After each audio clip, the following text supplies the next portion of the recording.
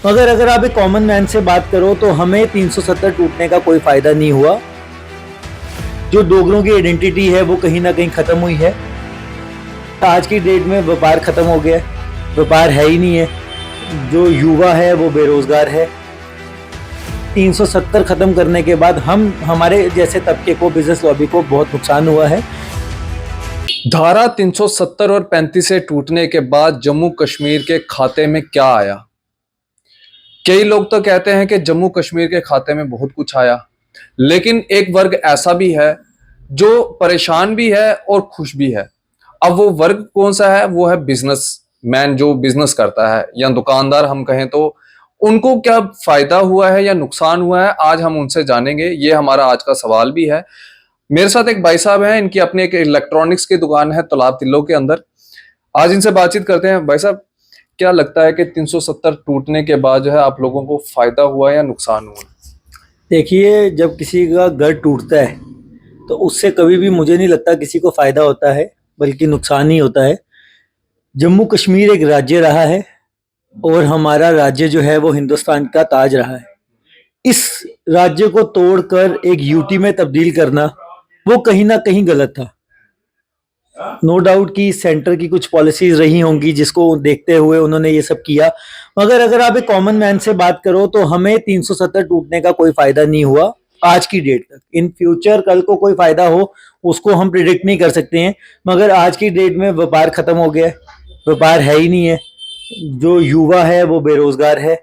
कहीं ना कहीं हम सेंटर से अपील करते हैं कि अगर आप डेवलपमेंट की तरफ अग्रसर हो रहे हैं तो आपको युवा वर्ग को अपने जहन में रखना पड़ेगा और हम लोगों के लिए कुछ ऐसी पॉलिसीज मेक करनी पड़ेंगी जिससे हमें कोई बेनिफिट हो, ताकि हम रोजगार कमाएंगे तो एक हमारा जो JNK है ये पूरे हिंदुस्तान की शान है।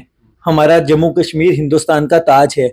तो सेंटर को कोई ना कोई यहाँ के लिए स्पेशल पॉलिसीज लानी पड़ेंगी जिससे युवा को रोजगार मिले और लोग काम कर सके। हम जैसे लोग जो बचपन से अपने स्टडीज के साथ ही बिजनेस में एंटर कर गए थे, एक अच्छा लाइवलीहुड अर्न कर रहे थे, पर 370 खत्म करने के बाद हमारे जैसे तबके को, बिजनेस लॉबी को बहुत नुकसान हुआ है।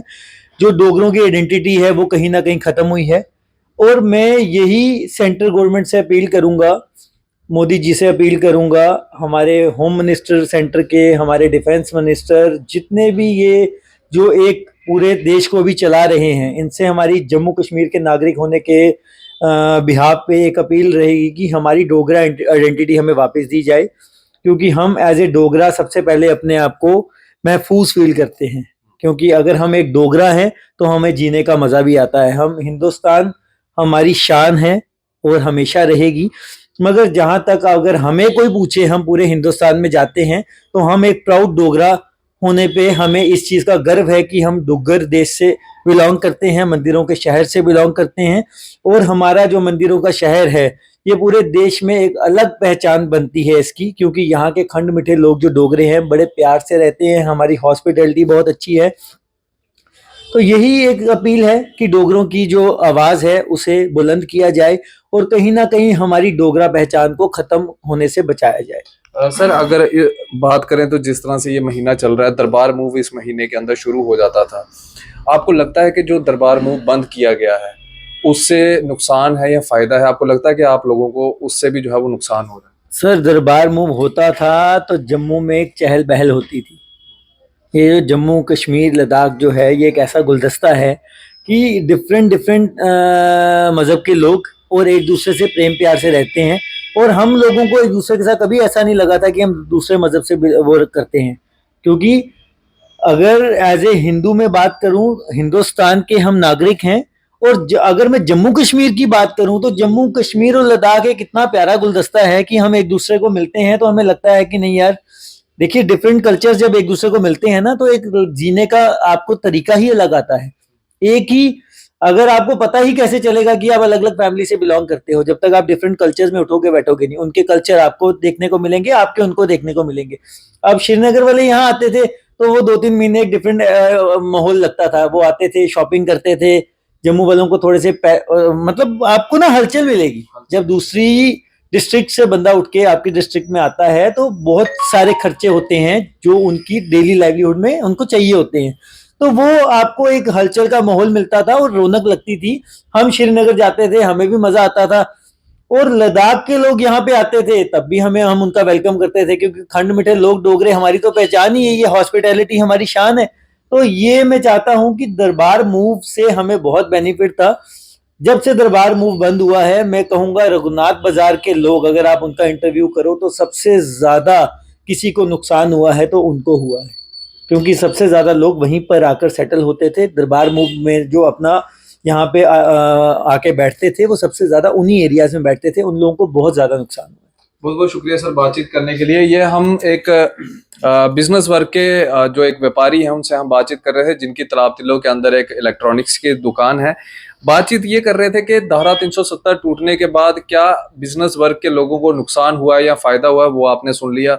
दरबार मूव इस दौरान होता था जम्मू कश्मीर के अंदर, और इस बार जो है दोबारा से दरबार मूव अभी तक हुआ नहीं है, तो उसके बारे में भी जो है वो बातचीत की है। और इन्होंने कहा है कि रघुनाथ बाजार के अंदर जो है काफी ज्यादा वहां के व्यापारियों को नुकसान भी हुआ है। और सच कहें तो सिर्फ रघुनाथ बाजार में नहीं बल्कि पूरे जम्मू के अंदर जो है इसका नुकसान हुआ है, क्योंकि कश्मीरी यहाँ पे आता था, यहाँ के डोगरों के जो कल्चर है उनको जो है वो अडॉप्ट भी करता था, यहाँ पे अपना पैसा जो था वो इन्वेस्ट करता था, पैसा मार्केट में फ्लो होता था। जम्मू के लोग भी जो थे वो जब कश्मीर जाते थे वहां पे पैसा फ्लोट होता था। आज वो चीजें, आज वो प्रथाएं जो है वो बंद हो चुकी हैं। दरबार मूव किसी गवर्नमेंट ने नहीं चलाई। ये दरबार मूव की अगर बात करें तो महाराजा हरि सिंह जी ने ये चलाई थी, ताकि जम्मू और कश्मीर के बीच में जो दूरियां जो बनती हैं उन दूरियों को घटाने के लिए जो है एक तरीका निकाला गया था, एक बीच का रास्ता निकाला गया था। वो बीच का रास्ता जो है इस सरकार के द्वारा जो है वो बंद कर दिया गया है। हवाला ये दिया गया कि करोड़ों रुपए का जो है वो हर साल नुकसान किया जाता है। ट्रकों के अंदर सामान लोड करना, वहां से लोगों को यहाँ पे लाना, यहाँ से लोगों को वहां पे लेके जाना। लेकिन इसके पीछे की अगर आप साइंस देखेंगे तो बड़ी वास्ट साइंस है जो कि महाराजा हरि सिंह जी ने लगाई थी। बाकी अपनी राय आप कमेंट सेक्शन में रख सकते हैं। आप इसी तरह से बन रहे द न्यूज़ नाउ के साथ। मुझे दीजिए इजाजत। आदाब, अस्सलाम वालेकुम।